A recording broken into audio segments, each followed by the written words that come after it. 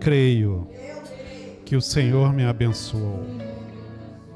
Pode sentar-se, graça e paz, boa noite. Que o Senhor continue lhe concedendo o que você precisa nesta noite, este início de semana, assim como também neste início de mês. Acabou o ano, né, irmãos? Praticamente acabou. Se você tinha algum projeto para fazer e ainda não fez, eu te digo que ainda dá tempo. Se você no início do ano planejou alguma coisa, ainda não foi concretizado, dá tempo ainda. Por mais demorado que você imagine, por mais difícil que seja, com o Senhor tudo é possível. Ele adianta, Ele apressa, Ele abrevia, Ele faz o que for necessário. Mas é claro que Deus faz os milagres. E nós temos que fazer a nossa parte. Então faça a tua parte e você ao final do ano, obrigado, ao final do ano você estará realizado, realizada e satisfeita com o que Deus preparou para você. Tá bom? Isaías capítulo 53.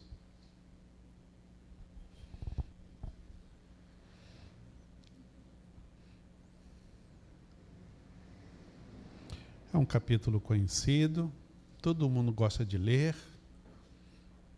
então não vai ser pesado.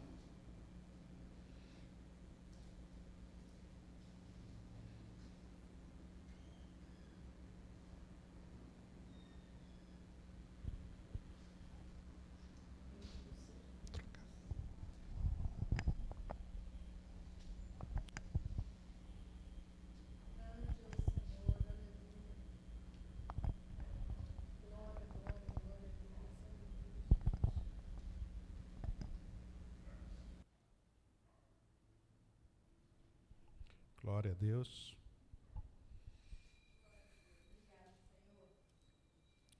Quem creu em nossa mensagem? E a quem foi revelado o braço do Senhor? Ele cresceu diante dele, como um broto tenro e como uma raiz saída de uma terra seca. Ele não tinha qualquer beleza ou majestade que nos atraísse. Nada havia em sua aparência para que o desejássemos.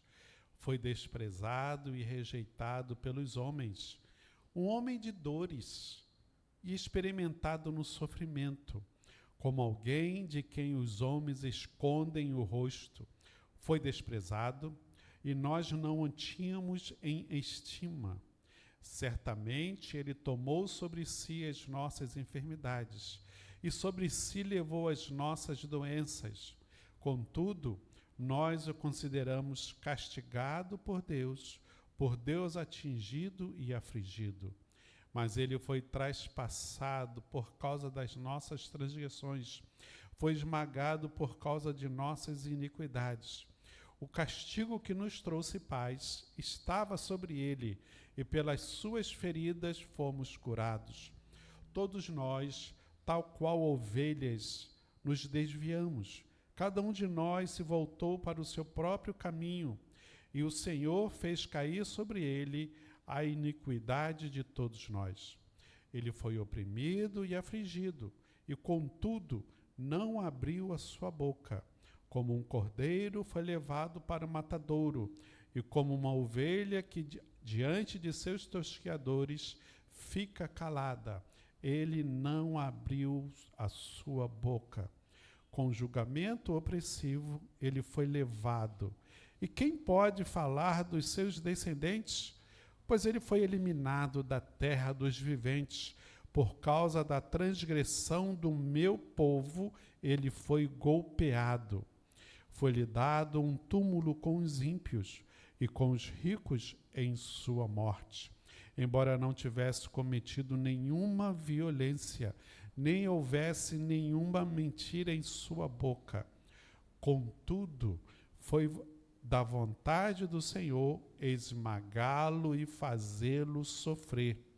E embora o Senhor tenha feito da vida dele uma oferta pela culpa, ele verá sua prole e prolongará seus dias, e a vontade do Senhor prosperará em sua mão.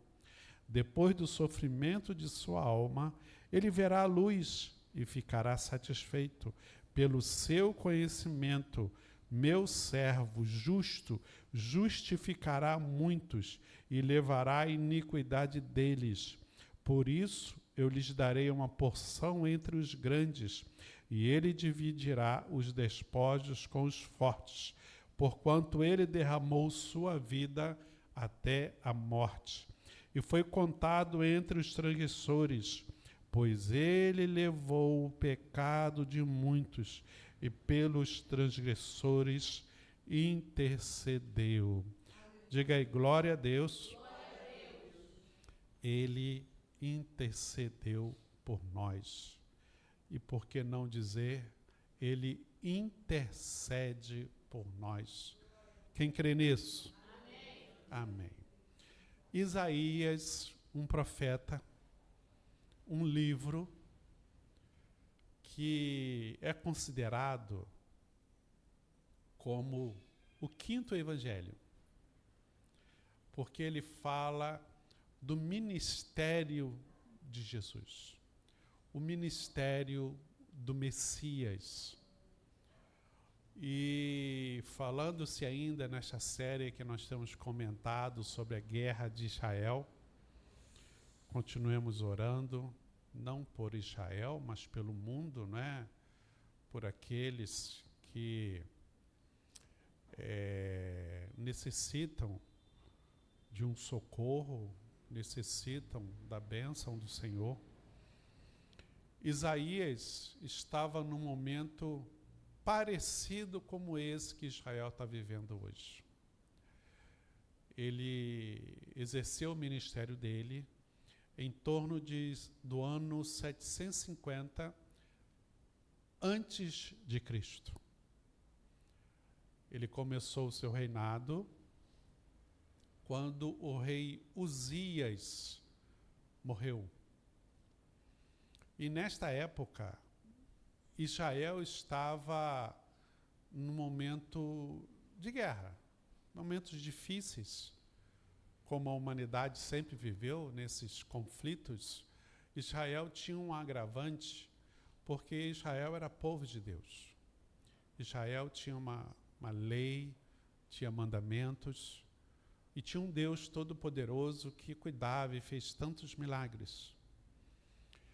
E o rei Uzias, nós pregamos outro dia, ele, quando começou o seu reinado, ele começou a restaurar Jerusalém.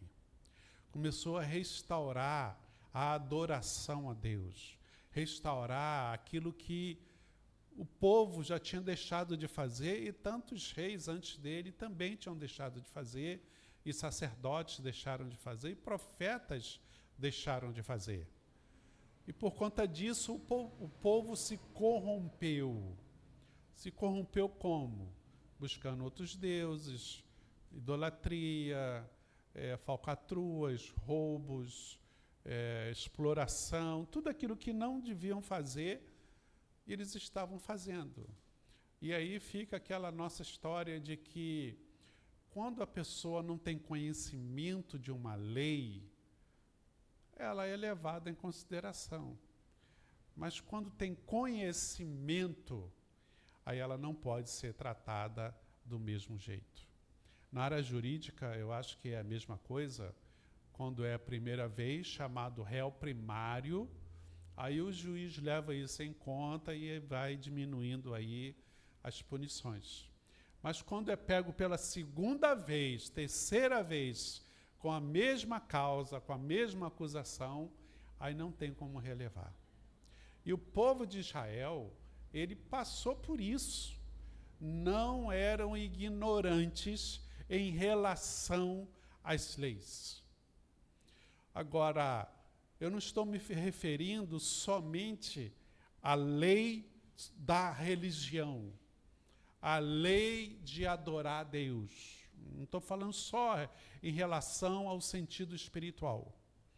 Estou falando em todos os sentidos que Jesus resumiu para nós.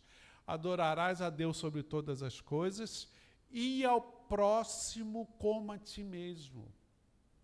Então a Bíblia contém ali 4 livros que são regras para o povo de Deus. A Torá, deixando assim um pouquinho de Gênesis de lado, o Pentateuco, falando de leis, mandamentos, regras, como se adorar a Deus, como oferecer as cerimônias e os rituais para esse Deus, mas também como conviver com o próximo. Se você for ler esses livros, você vai ver que tem muitas referências do convívio com as outras pessoas. Respeito à propriedade, respeito aos idosos, respeito aos necessitados, aos pobres. Por exemplo, tem a colheita e vai lá colher um milho, vai colhendo, e caiu uma espiga. Não pode pegar a espiga que caiu, porque logo depois vêm os pobres. Aquilo que caiu fica para os pobres e necessitados para o seu sustento. Então, isso está na lei de Deus. Quanto ao adultério, quanto ao sustento das viúvas, quanto ao respeito à propriedade, todas essas leis que nós temos hoje, civis e criminais, já estava no Pentateuco. E aqui, nesta época de reis subindo e descendo, Deus olhava para isso e dizia assim: você não é réu primário. Vocês estão repetindo situações que vocês sabem que não deveriam fazer. E aí comentamos sobre que até a ira de Deus tem limite. Deus suporta, mas tem um certo momento que Deus fala assim: até agora, mesmo vocês errando, eu estou defendendo vocês, mas agora não tem como defender. Então Deus cruza os braços. E aí o inimigo vem. Então, quando Isaías começa a falar, é nesse momento de tumulto. O rei Uzias, que foi esse que restaurou o templo, que construiu edificações para benefício do povo, ele montou um exército bem armado, bem preparado, ele curtiu momentos, anos de paz e tranquilidade. Mas no final, diga aí, o final não pode ser desastroso. Ele desviou, ele desacertou, começou a fazer aquilo que ele achava que tinha que ser feito. E nós, como cristãos, e até como não cristãos, precisamos ter cuidado, porque quando a gente acha que estamos numa posição tal que a gente tem direito de fazer o que a gente quer, e esquecemos do convívio com Deus e esquecemos do convívio com as pessoas. E a coisa ficou tão séria que esse rei Uzias pegou um incensário, que era um instrumento lá do templo, não é? E entrou no templo para oferecer, para adorar, para glorificar a Deus. Só que ele não podia fazer isso. Ele mesmo restabeleceu a ordem do culto. E daqui a pouco ele pensou: bem, eu sou o rei, eu preparei, eu arrumei, eu deixei tudo bonito, então eu faço como eu quiser. Quando os profetas e sacerdotes comprometidos com Deus ficaram sabendo disso, correram para o templo e enfrentaram esse rei. E vocês imaginam que enfrentar rei não é coisa pequena. É pedir sentença de morte. Quem é que vai contra o rei? O rei, naquele tempo, era o legislador, era o que criava as leis, mas também era o juiz, é o que fazia as leis serem executadas. Então, se ele fala assim, vai morrer, quem iria contra?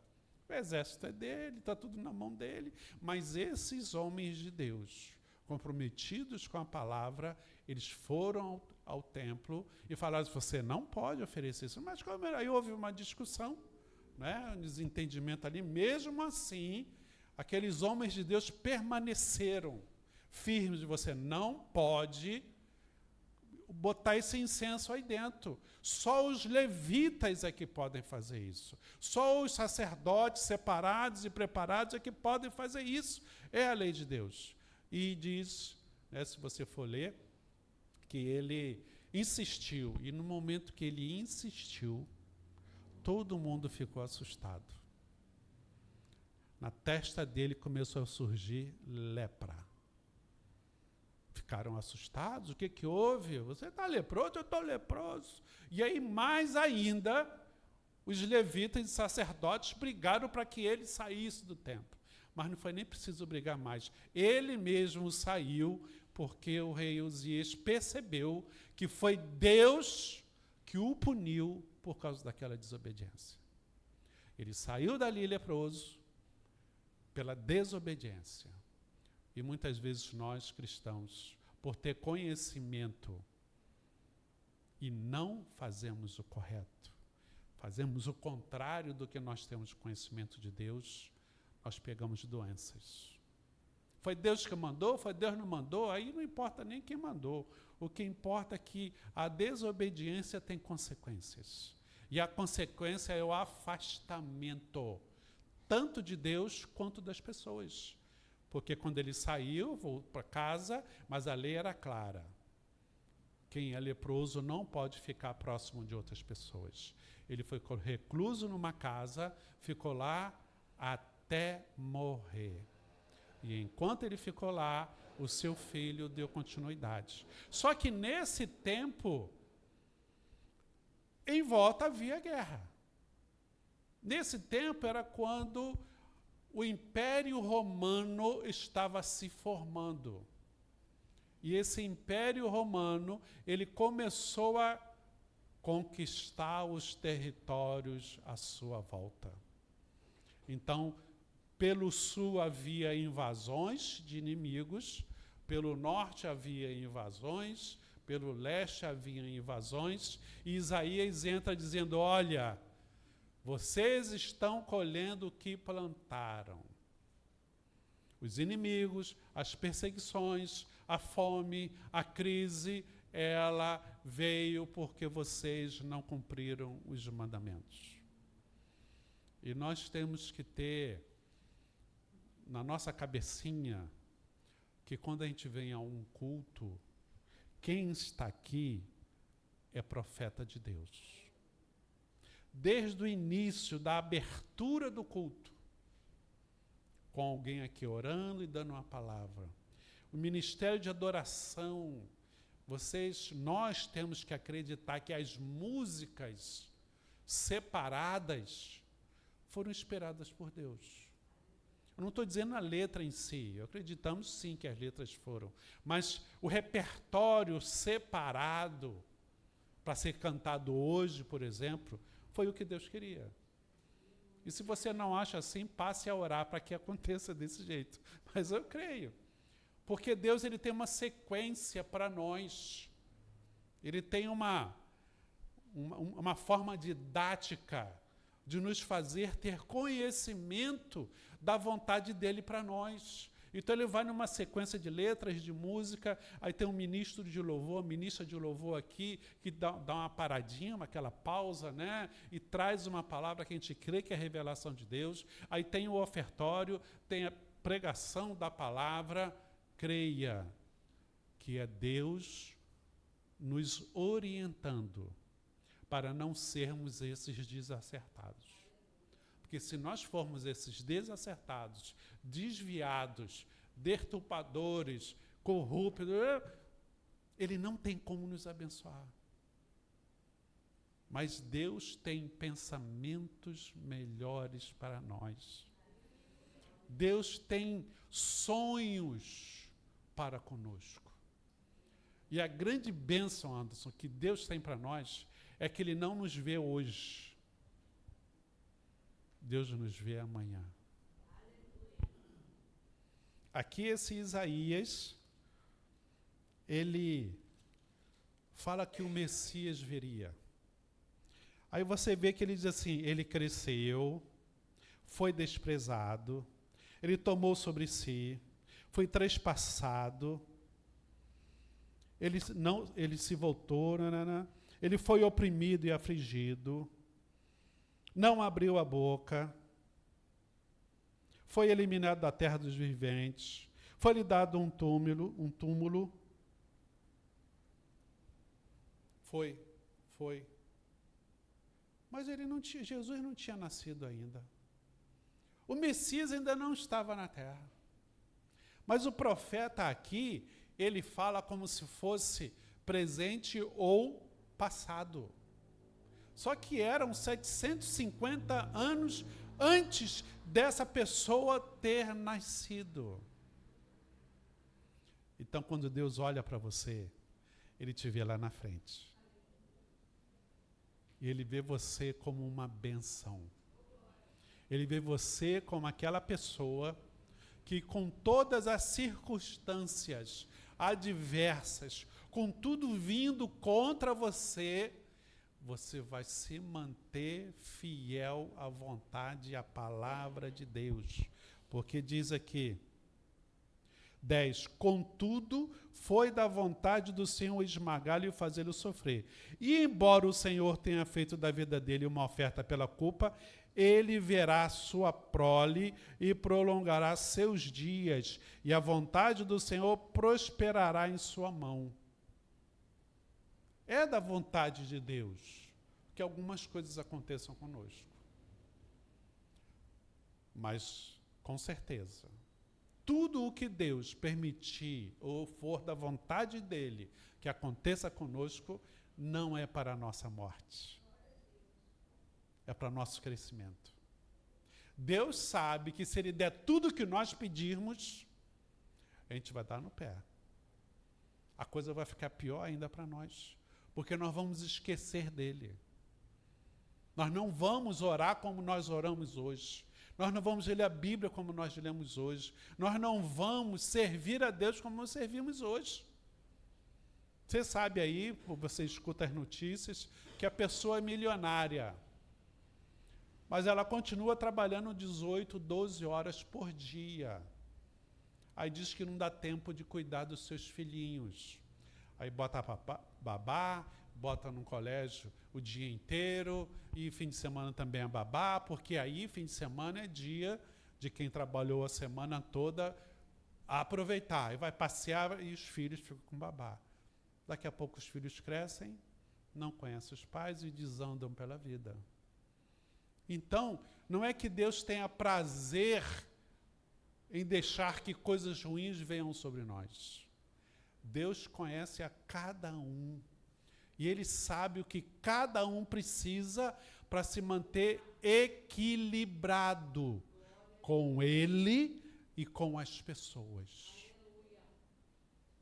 O amor ao dinheiro não é bom. Então, tudo para nós tem limites. Precisa ser moderado. Mas aqui, quando Isaías, o profeta, vê o Messias, ele diz que não terá descendentes. Não terá, porque morreu. O Messias está vendo, o profeta está vendo que ele é Messias. Mas na frente ele diz que a sua prole se prolongará. Como é que pode isso? Se não tem descendente, como é que vai ter prole? Hein, irmã Joyce? É porque Deus sabe que nós vamos ter filhos espirituais. O que nós fizermos deixa um legado. E esse legado vai se prolongará com quem foi abençoado por nós. Então Deus espera que eu e você tenhamos uma vida com um propósito. E que a nossa vida atual não pode ser impedimento para que isso aconteça no futuro. Você imagina, lendo isso daqui, esse cara aqui vai viver a vida toda sofrendo, padecendo, sofrendo, esmagado, como ovelha muda. Quer dizer, vai sofrer calado a vida toda. Que vida é essa? Quem é que quer ter essa vida? Na verdade, ninguém. Mas para deixar o legado que Jesus deixou, ele precisava passar por isso. E para você ter o legado que Deus quer que você deixe no futuro, você precisa passar por situações que você está passando hoje. A diferença é você aceitar uma situação difícil e se entregar a ela, ou você receber uma situação difícil e dizer assim: pelo Senhor eu vou passar por ela. Pelo Senhor eu vou superar, porque eu sei que o meu Deus não quer que eu fique no fundo do poço o tempo todo. José ficou no fundo do poço. Subiu. Ficou escravizado. Daqui a pouco ele foi para o fundo de novo, que foi o calabouço. Foi preso. Mas ele tinha um sonho. E esse sonho lhe fez manter firme, até que foi exaltado, foi honrado, e ele deixou um legado extraordinário. Ele deixou uma nação. Sem ele, a promessa de Deus a Abraão de ter uma grande multidão não teria acontecido. Sem José, Jacó e seus filhos teriam morrido por causa da seca. E nem haveria Messias. Mas José passou o que passou, mas deixou um legado. E você pode estar passando alguma situação difícil, mas tenha a certeza que Deus não está te vendo hoje. Ele está te vendo amanhã. E para Deus está aqui assim, ó. Ele sofreu, ele padeceu, aconteceu com ele, ele voltou, e tudo no passado. Porque Deus estava mostrando para Isaías o Jesus lá na frente. Ressuscitado. Não Jesus na cruz. Então que você entenda que, repito, o que você está passando hoje não é para te paralisar. E o diabo ele tem usado nos últimos tempos contra os cristãos duas palavras, ou três, né? Não sei, vamos ver. Duas frases. Não tem nada a ver, não tem problema. Não tem jeito, já era. Pecou, está desacertado, está ruim. E isso tem feito com que ou a gente viva de qualquer jeito, relaxado, com os mandamentos de Deus, que tanto faz, tanto fez. Está todo mundo fazendo, então eu também posso fazer. E aí dou uma de Uzias, que vou fazer aquilo que eu acho que tem que fazer, só que quebrando os mandamentos e, por conta disso, recebendo uma lepra. Ou então, eu me sinto tão culpado pela vida que eu levo, pelos pecados que eu cometi, que aí não tenho direito de receber as bênçãos de Deus. Não me perdoo e nem me sinto perdoado por Deus ou pelas pessoas que estão à minha volta e que eu prezo tanto. E aí eu paro. Só que Jesus, ele passou por situações que nós passamos hoje. Muitos de nós, homens e mulheres de Deus, como disse a irmã, Deus operou através de nós. Uns mais, outros menos. Um na adoração, outro na pregação, outro orando, houve um milagre. Né? Deus nos usa de várias formas. Mas quando nós, como seres humanos, falhamos, aí sempre vem um dedo apontando. Você não é homem de Deus, você não é mulher de Deus, você não fez isso, não fez aquilo. E agora? E a gente tem que parar. Aconteceu isso com Pedro. cara afoito, intrépido, corajoso e tal. Passou experiências com Jesus que outros não passaram, tipo andar sobre as águas, ver Lázaro saindo, era morto, deixou. E aí, um momento, ele negou ao Senhor. Poxa, Jesus falou comigo, eu não prestei atenção. Assim como muitos profetas falam aqui do púlpito, a gente fala assim, não, isso não é para mim. Isso é para fulano ali, isso é para Beltrano que não veio. Se fulano tivesse aqui, era para ele. Como se Deus não soubesse quem está, quem não está. Como se Deus mandasse recadinho para alguém. Então tenha certeza, se um profeta está falando aqui, é porque é para alguém daqui. Se não todos, pelo menos um está se encaixando. Mas a gente fala assim, não, isso não é comigo. Eu tenho minha posição, eu sou tal, eu fico assim, não é comigo. Mas aí Pedro, na hora que aconteceu, já era, já neguei. O que Pedro fez? Se escondeu. É o que muitos de nós, como cristãos, fazemos. Nos escondemos. E esquecemos que Jesus não nos vê agora, ele vê lá na frente. É por isso que Jesus avisou a Pedro. Jesus avisou para dizer o seguinte, olha, eu sei da tua vida. Mesmo assim eu estou deixando você caminhar comigo. Mesmo assim eu estou te dando uma palavra. Mesmo assim eu estou te motivando. Mesmo assim. Jesus falou para Pedro antes, né? Pedro, quando você se converteres, fortifica teus irmãos.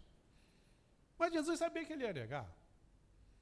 Aí Jesus morreu, ressuscitou, estão lá pescando, aí de repente olham na beira da praia alguém com fogueira, e quem é aquele? Irmãos, pegaram alguma coisa? E quem é? É Jesus. Quem foi o primeiro a mergulhar? O impetuoso, né? O impetuoso.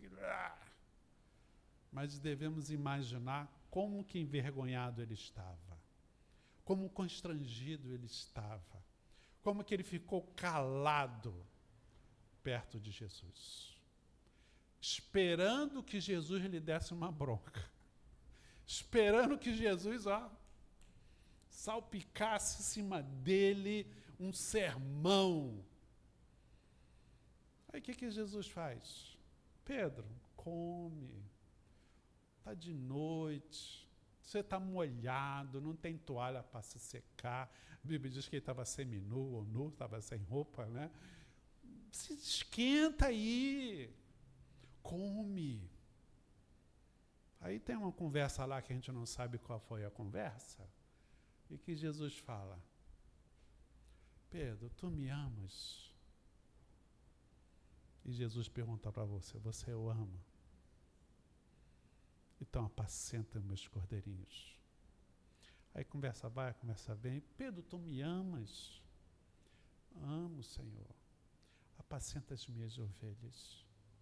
Aí conversa vai, conversa vem. Pedro, tu me amas?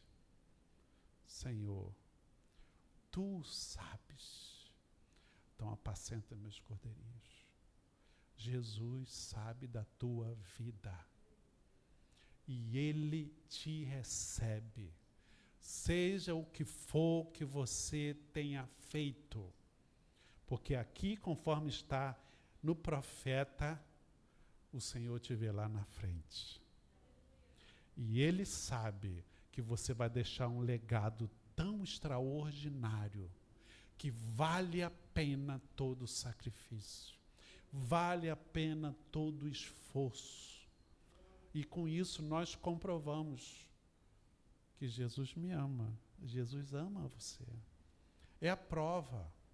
Jesus não é aquele que fica guardando situações que nós cometemos com Ele.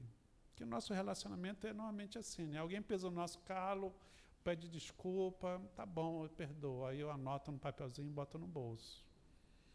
Aí daqui a pouco faz alguma coisa, eu perdoo, anota no papelzinho, boto botando no bolso. Só que o bolso vai, estufando, Aí chega aquele belo dia, eu não sei porquê, eu falei só uma coisinha, estourou todo, veio gritando, veio criando uma confusão por nada. Não é que foi por nada, que ele ou ela estava aguardando. Aí aquilo foi a gota d'água. Uma coisinha de nada, mas foi o suficiente. Jesus não é assim. O nosso Deus não é assim. Quando Ele perdoa, Ele perdoa. Dizem por aí que Deus joga no mar do esquecimento. É isso que os crentes falam, não é isso, Joyce? Eu queria que alguém me mostrasse esse versículo, que até hoje eu não achei. Ainda não achei, mas é uma verdade. Ele esquece, ele deixa para lá, ele apaga. A Bíblia diz que ele apaga as acusações contra nós. Quando Jesus morreu na cruz, diz a Bíblia que lá na prisão, a cédula que havia contra ele foi rasgada. Que cédula era essa? Que nas prisões tinha um papel lá com o nome do preso e as acusações e a sentença. Não tinha computador naquele tempo. Então diz que quando Jesus morreu, aquela cédula que estava na célula, ela se rasgou sozinha, porque não havia mais acusação. Assim como nós hoje, quando o Senhor nos olha, Ele não nos olha como aquele culpado. Ele nos olha como um redimido, lavado e remido pelo sangue do Cordeiro. Então, o que Deus quer, mais uma vez, nos lembrar, é dessa palavra, que quando Ele olha, você já fez, você já padeceu, já sofreu, já renunciou, já quis estar com Ele, já quis fazer a vontade de Deus, já tentou cumprir os mandamentos, mesmo que não tenha conseguido, mas tentou cumprir os mandamentos. Ele sabe onde nós vamos chegar. Porque para Judas, ele falou, ô camarada, se você tem alguma coisa para fazer, vai e faz logo. Jesus sabia. Não, fazer o quê? Não, eu sei que você vai fazer alguma coisa. Está esperando o quê? E não é que ele foi fazer?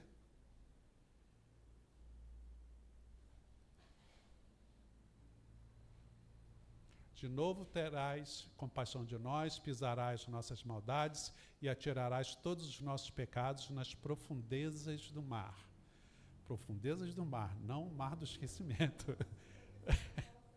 Fez certo, parabéns para ela. Então, o Senhor, ele tem essa expectativa sobre nós. O nosso próximo é que às vezes não quer o nosso bem. O diabo com certeza não quer o nosso bem. Mas o nosso Pai, Ele está sempre olhando para frente. Sempre esperando de nós que a gente alcance o propósito dele para nós. E Jesus, como homem, em determinado momento, ele estava lá numa situação difícil.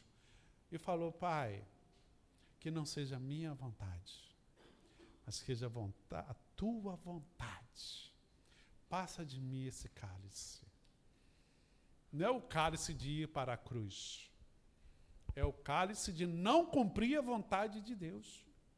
Porque Jesus ali, como homem, ele estava assim, sentindo-se desprezado, cuspido, escarnecido, levando chacota, né? Levando brincadeira. Entre a família dele, ele não foi aceito. Entre os escribas, entre os sacerdotes da época, ele não foi aceito. Ele era chamado de rabi, porque o conhecimento bíblico que ele tinha, e ele sabia ensinar, foi chamado de mestre. Mesmo assim não foi aceito. Não foi considerado como uma pessoa merecedora de crédito. E quantos de nós passamos por isso? Falaram para Jesus, veio o quê? De Belém? Belém? O que tem de bom em Belém? De Nazaré. O vem de bom de lá? O que vem de bom do Grajaú?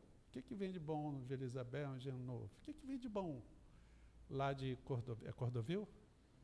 Né? O que vem de bom de Cordovil? O que vem de bom do Lins? O que vem de bom é uma? Eu nunca sei onde é. Piedade. O que vem de bom? Jacarepaguá também?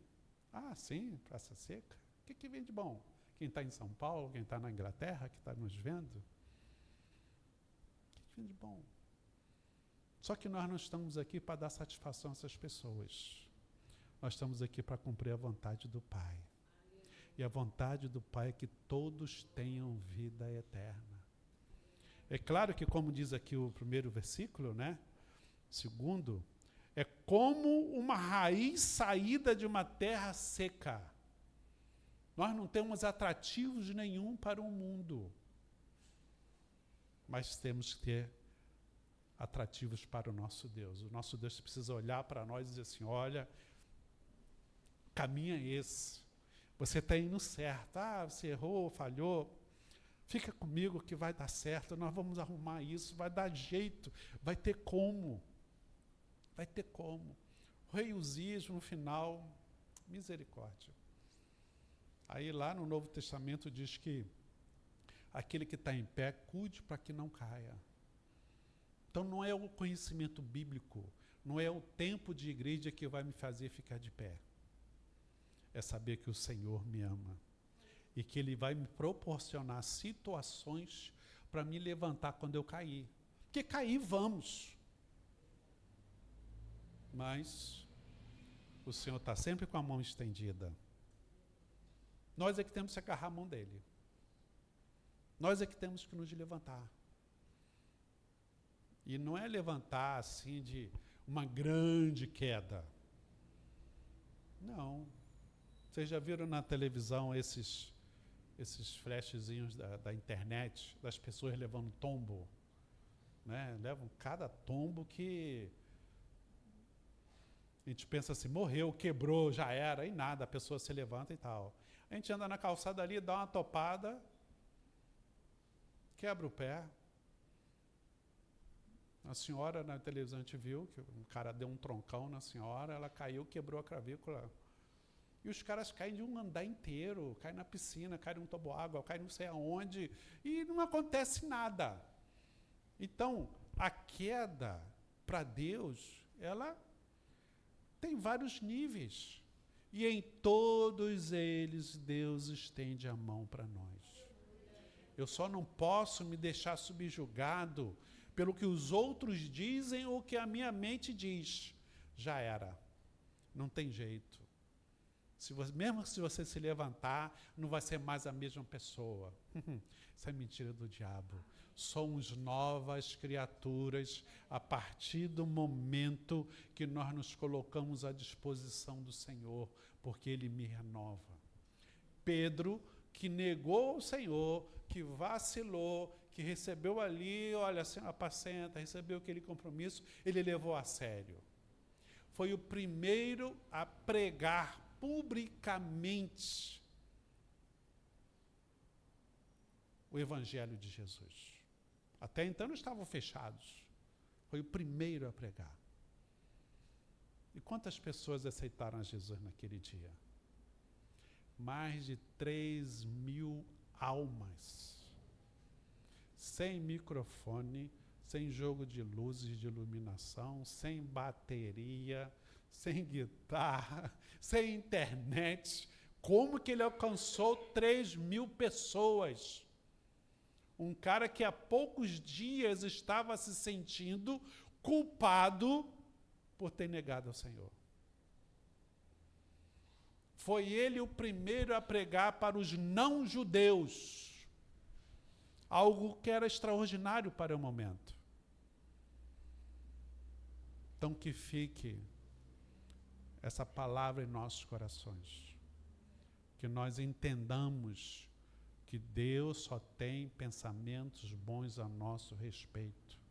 Estamos chegando ao final do ano, as guerras estão aí, os inimigos estão à nossa volta, a insegurança está geral, a economia, as nossas finanças, nós não sabemos como vai ser, mas uma coisa é certa.